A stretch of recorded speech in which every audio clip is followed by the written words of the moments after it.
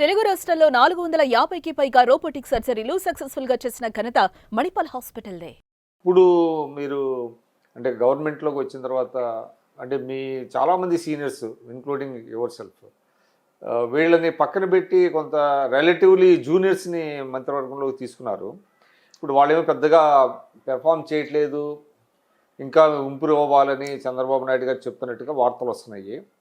అంటే సీనియర్స్ని పక్కన పెట్టి జూనియర్స్ని తీసుకోవడం వల్ల వస్తున్నటువంటి ఇబ్బందులు అనుకోవాలా వాటిని? అంటే ఉండొచ్చు, అతనికి వయసు అయిపోయింది, ఇంకా తన ఒక వారసులను తీసుకురావాలనేది వాళ్ళ ఏజ్ సరిపోయేటట్లు కొంతమంది తీసుకురావాలని. కానీ అది దాంట్లో ఆ ఎక్స్పెరిమెంట్ ఫెయిల్ అవుతున్నదేమో అన్న. మిక్స్ కరెక్టే లేదా? కరెక్ట్గా లేదు. రెండవది ఇచ్చిన వాళ్ళు కూడా పోయిన వాళ్ళకన్నా గొప్ప క్యారెక్టర్ ఉండేవాళ్ళు కాక అట్లా కనిపించలేదు నాకు అర్థం వల్ల కొంచెం దీనిలో క్యారెక్టర్ ఈజ్ వెరీ ఇంపార్టెంట్. ఎట్లాగా మీరు కొంచెం ఎలాబరేట్ చేయండి. ఇది ఎలాబరేట్ చేస్తే చాలా మందికి చెడ్డ అవుతాం మనం. అట్లాని మీరు అంటే క్లారిటీ లేకపోయినా కూడా ఉపయోగం లేదుగా. క్లారిటీ అంటే ఇప్పుడు మనం రీప్లేస్మెంట్ తెచ్చుకున్నాం. Replacement should be better than the existing. కానీ మెరుగ్గా ఉండాలి. అది మెరుగు లేదే. ఇప్పుడు అనుభవం పోయింది, అనుభవం ఉండేవాళ్ళు పోయింది. Experience is a thing which cannot be transferred. It has to acquire చేసుకున్న వ్యక్తులను నువ్వు పోగొట్టుకొని పక్కన పెట్టేసి కొత్త వాళ్ళని తెచ్చుకుంటే వాళ్ళ కమిట్మెంట్ లేని వాళ్ళు. నేను ఇప్పుడు వరేది ఎక్కువగా ఈ అలియన్స్ కానీ వల్ల కానీ తెలుగుదేశం ఎన్టీ రామారావు పార్టీ ఎరోడ్ అయిపోతుంది. దాని బేస్ ప్రజల్లో ఎరోడ్ అయిపోతుంది. అంటే ఎట్లాగంటారు? ఇప్పుడు 3 పార్టీ అలియన్స్ ఇది.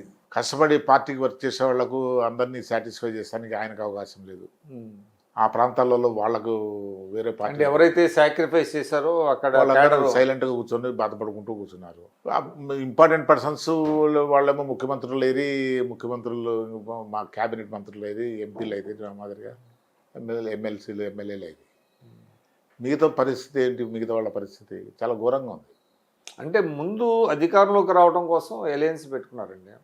అలయన్స్ పెట్టుకోకపోతే ఏమో హూ నోస్, అట్లా ఉంటుంది కదా, మరి తప్పదు కదా. అది అలయన్స్ ఉన్నా కూడా నేను చెప్పేది we have to try to protect the interest of our party first. Party లేకుంటే మనం ఎక్కడ ఉన్నామండి? మొన్న ఎలక్షన్స్లో కూడా ఎన్టీఆర్ పేరుతోనే తెలుగుదేశం చలామణి అయింది. నేను చెప్తున్నాను, నేను చూసే బూతుల ద్వారా ఎన్టీఆర్ పార్టీ అని. కాబట్టి మనం అంత తేలిక ఎరేజ్ చేయలేము. ఇప్పుడు నెహ్రూను ఇండియన్ హిస్టరీ నుంచి ఎరేజ్ చేయాలని ప్రయత్నాలు జరుగుతున్నాయి. ఆ విధంగా ఎన్టీ రామారావు చేసేదానికి లేదు ఇక్కడ. అంటే ప్రొటెక్ట్ చేయటం అంటే మీ ఉద్దేశం ఎట్లాగా? ప్రొటెక్ట్ అంటే ఎన్టీ రామారావుని ప్రొటెక్ట్ చేయమని కాదు. కాదు క్యాడర్ను ప్రొటెక్ట్ చేయటం ఏంటి? పదవులు ఇవ్వటం అంటారా? ఏదో ఒకదా ఆశాజనకంగా ఉండాలి కదా వాడికి, ఐడియల్గా. అంటే మీరు చెప్పేది నియోజకవర్గాలు ఏదైతే కాదు పార్టీ అఫేర్స్లో వానికి ఇన్వాల్వ్మెంట్ లేదు. క్యాడర్లకు సర్వ్ చేయటంలో వానికి ఇన్వాల్వ్మెంట్ లేదు. లీడర్ను కలిసేదానికి అవకాశం లేదు ఎక్కువగా. ఇవన్నీ వాస్తవాలు ఇవి. నేను పార్టీలో ఉండే మాట్లాడకూడదు, కానీ ఇవన్నీ వాస్తవాలు. ఇవన్నీ గుర్తెరిగి ఆయన రెక్టిఫై చేసుకుంటే మంచిది ఇది నెక్స్ట్ ఎలక్షన్కైనా. అంటే యాక్చువల్లీ చంద్రబాబు నాయుడు గారు అటు అడ్మినిస్ట్రేషన్కి ఇటు పార్టీకి చాలా సమాన ప్రాతినిధ్యం ఇస్తూ ఉంటారు కదా అంటున్నాడు, కానీ అది జరగటం లేదు, ఇంకా జరగట్లేదు. అంటే ముందు ఫస్ట్ ప్రభుత్వాన్ని సెట్ చేయాలి కదా, అందుకని కొంచెం టెంపరీగా కొంత పార్టీని ఉండవచ్చు, అటువంటి కారణాలు ఉండొచ్చు. కానీ చెప్పారా మీరు ఆయనకి ఇవన్నీ? మాకు ఇక్కడ కూడా అవకాశాలు లేవు ఇక్కడ ఫ్రీగా మాట్లాడేదానికి. ఆయన అంత బిజీగా ఉన్నాడు. అందులో ఇది చాలా కాంప్లికేటెడ్ ఇష్యూ. ఇది మనం కొన్ని I should hide such some things. ఎవేజివ్గా కాదు, ప్రభుత్వం నడిపేదానికి కొన్ని క్వాలిటీస్ కావాలనుకునే పరిస్థితి ఇది. అది లేకుంటే పాలిటిక్స్ నడపలేమంటారు.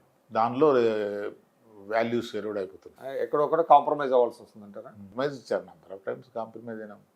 లైఫ్లో మనం కాంప్రమైజ్ కావడం లేదా? కాఫీ ఇచ్చే కానీ మార్నింగ్ డ్రైవర్కి ప్రతి ఒక్కరితో కాంప్రమైజ్ అవుతున్నాం. కాంప్రమైజ్ కాకుంటే లైఫ్లో కష్టం.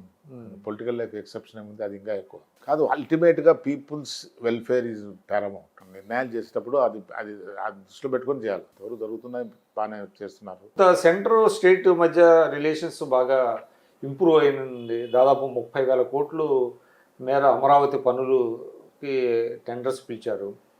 పోలవరానికి సెంటరు దాదాపుగా 12 నుంచి 15,000 కోట్లు ఇస్తానంది. సో ఇవన్నీ కూడా కొంత ఆశాజనకంగా ఉన్నాయంటారా? తప్పకుండా. మనం ఇప్పుడు ఇంతకుముందు జరిగిన ఇన్యాక్టివిటీకి ఇప్పుడుండే జరిగే యాక్టివిజానికి చాలా తేడా ఉంది కదా. చాలా అదృష్టవంతులం ఇప్పుడు ఈ వాతావరణం. ఈ ప్రభుత్వం రావటమా? ఈ ప్రభుత్వం ఆ చంద్రబాబు నాయుడు లీడర్షిప్ తీసుకోవడం.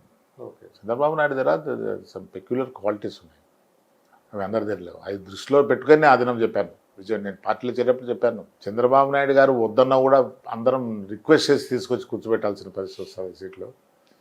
అటువంటి ఇది ఏం మొత్తం డీరైల్డ్ అయింది. బెడ్ ఆఫ్ రోజెస్ కాదు ఇది, ముండ్ల కిరీటం ఇది. పెట్టుకోవడానికి కూడా ఇష్టపడ్డు.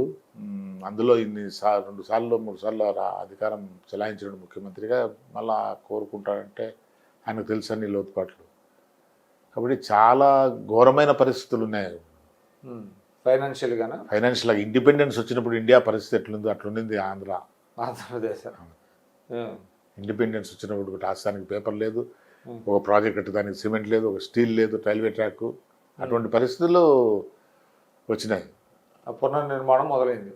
సో ఎంత వ్యవధిలోగా ఇదంతా కొంచెం సెటిల్ అయ్యే అవకాశం ఉంటుంది, ఇటు పార్టీ కావచ్చు ఇటు గవర్నమెంట్ కావచ్చు?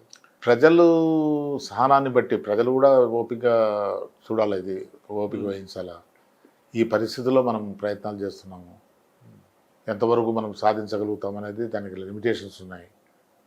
ఈ పెట్టుబడులు కొంతవరకు ఆకర్షించగలుగుతున్నట్టున్నారు కదా, కొంతవరకు బాగానే ఉంది. ఆ విషయాలనే అది నా ఎక్స్పర్ట్ కాబట్టి నేను అది చెప్తున్నా, అతని అవసరం చాలా ఉంది. ఇప్పుడు పెట్టుబడి లేకుంటే ఇక్కడ అసెట్ క్రియేషన్ ఏముంది, అసెట్ క్రియేషన్ లేకుంటే ఎంప్లాయ్మెంట్ ఏముంది, ఎంప్లాయ్మెంట్ లేకుంటే ప్రజలు లేదు. సో మీరు తిరిగి తెలుగుదేశం ఫోల్డ్లోకి వెళ్ళటం సీనియర్లు అందరూ బాగానే రిసీవ్ చేసుకున్నారు. నాకే అంత ఇంట్రెస్ట్ లేదు ఆనెస్ట్. నిజానికి యాక్చువల్లీ చెప్పాలంటే మీ చేరిక తర్వాతే ఒక్కసారి వెలుగుగా మిగతా వాళ్ళు కూడా కొంత తెలుగుదేశంలోకి వచ్చినట్టున్నారు. నేనేం చెప్పేది వాళ్ళ ఇండివిజువల్ డెసిషన్స్ ఎట్లున్నాయి. అయితే ఒకటి, కొంతమంది నన్ను అన్నారు, గేమ్ చేంజర్ నువ్వు మారిన తర్వాత మా పయ్యావుల కేసు ఇటువంటి వాళ్ళు ఉన్నారన్నారు. అదే మీరు వెళ్ళిన తర్వాత చాలామంది, ఆయన ఎవరు ఇక్బాల్ ఆయన వెళ్ళాడు, తర్వాత చాలామంది, కొంతమంది సరే ప్రభుత్వం మారిన తర్వాత అంటే కొంతమంది అనుకోవచ్చు అనుభవంగా ఎక్కువ అనుభవంతో ఆలోచించి చేస్తాడే నిర్ణయాలని, మంచి నిర్ణయాలు చేస్తాడు అట్లా అనుకుంటే దాన్ని బట్టి వాళ్ళ కోర్స్ ఆఫ్ యాక్షన్ వాళ్ళు మార్చుకున్నారు. కానీ మీకు అంటే మీరు రాజీనామా చేసి తెలుగుదేశంలో జాయిన్ అయినప్పటికీ మీకు తిరిగి మళ్ళీ ఎమ్మెల్సీ ఇవ్వటం చాలా గొప్ప విషయం కింద భావిస్తున్నారు చాలా మంది. సగం కేక్ నేను తిని ఇచ్చేసిన, ఆ కేక్ మళ్ళీ నాకు ఇచ్చారు. అంటే అది మరి ఇక్బాల్ గారి విషయంలో అది జరగలేదు, ఆ కేక్ కూడా ఆయనకు జరిగే అన్నీ ఒక పారి చేయలేం కదా. నేను కూడా ఇది ఎక్స్పెక్ట్ చేయలేదు. నాకు కూడా అంటే కొన్ని ఎగ్జాగరేటెడ్ ఉంటాయి నేను చెప్తే, అందువల్ల నేను చెప్పటంలే. నాకు రేపు మార్నింగ్ లాస్ట్ డేట్ నామినేషన్ అనగా రాత్రి 7 o'clock ఫోన్ కాల్ వచ్చింది వాళ్ళ వైజ్ నుంచి, మా పిఏకి పేపర్ స్టడీ రెడీ చేసుకోవాలి. అంతవరకు ఆయన ఆలోచించినాడు. కానీ కొంతమంది వ్యతిరేకించారని విన్నా నేను. ఉండొచ్చు, ఏదో పార్టీ దాటిపోయినారు కదా, మళ్ళీ వచ్చినారు పదవి ఉండొచ్చు. కానీ ఆయన ఈ వాజ్ అంటే లేదు ఇవ్వాల్సిందే, ఆయన పట్టుదల వల్లే వచ్చింది నాతో కూడా అన్నాడు. నాకు ఇట్స్ నాట్ ఈ దినానికి నేను వదులుకోవడానికి సిద్ధం ఈ పదవి, నాకేం పెద్ద అది వేరు, దట్ ఈస్ డిఫరెంట్. మీకు వ్యామోహం అంటే ఆ కమిట్మెంట్ చూపించారు కదా మీ పట్ల, నిజం ఉంది, దాంట్లో అనుమానమే లేదు. ఆయన పట్టుదల వల్లే మీకు వచ్చింది అనేది వినపడింది పార్టీ వర్గాల్లో. నేను కూడా విన్నాను, ఆయన మాటలు అన్నాడు కూడా. ఆయన అన్నారా? దాంట్లో ఏమాత్రం తక్కువ మీ ఇద్దరి మధ్య అదేం లేదు. రిలేషన్షిప్, అభిమానం. అతను అంటే నాకు ముందు నుంచి అభిమానం. ఎన్టీ రామారావు టైంలో కూడా వీడు చంద్రబాబు మనిషి నాకు ఒక ముద్ర ఉండేది. సివిల్ సప్లైస్ కార్పొరేషన్ నాకు చైర్మన్గా ఇస్తే నేను చేరలేదు, ఒక 20 రోజులు చేరలేదు. మళ్ళీ ఒక రోజు చంద్రబాబు పిలిపించి ఏంటి చేరలేదన్నాడు. ఏంటో నాకు ఇష్టం లేదన్నా. లేదు నువ్వు చేరకుంటే నా మనిషిగా చేరలేదని అంటున్నారు, అది ఇట్లా టాక్ వచ్చింది. సరే ఒకరోజు చేరిపోయాను. చేరే ముందు పోయి ఒక ఎంటీ పేపర్ పైన సైన్ చేసి నా లెటర్ పైన ఇచ్చేసాను. నాకు ఎప్పుడు మీకు మీ స్ట్రాటజీనో ఏమంటారో ఏమో అవసరం ఉన్నప్పుడు వాడండి ఇది పోయి జాయిన్ చేయను. ఎప్పుడు ఎన్టీ రామారావు గారి టైమా? ఎన్టీ రామారావు టైం. అది ముందు నుంచి చంద్రబాబు నాయుడు గారి మనిషి అనేది నాకు ఆమె కూడా అంటుంది. నా డాటర్ మ్యారేజ్కి మా తమ్ముడు వెడ్డింగ్ కార్డు మీద ఎన్టీ రామారావు సెకండ్ వైఫ్. కాబట్టి ఇవన్నీ కాంట్రవర్షియల్ ఇష్యూస్, ఇవన్నీ వాళ్ళు కాదని నేను అవునని ఇవన్నీ ఎందుకు.